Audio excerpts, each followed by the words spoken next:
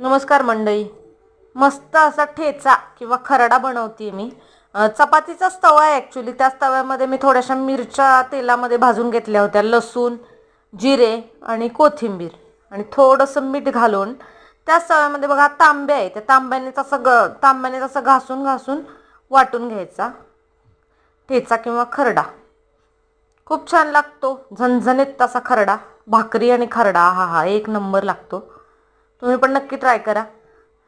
महाराष्ट्रीयन खरडा किंवा ठेचा असंही म्हटलं जातं आणि आमच्या साताऱ्याच्या तर प्रत्येक घरात दररोज अगदी दर 2 दिवसाला म्हटलं तरी हा खरडा बनतो किंवा हा ठेचा बनतो. तर मिरची भाजून घ्यायची, त्याच्यामध्ये लसूण, जिरे, मीठ, कोथिंबीर, थोडीशी साखर घातली तरी चालते. ठेचा तयार.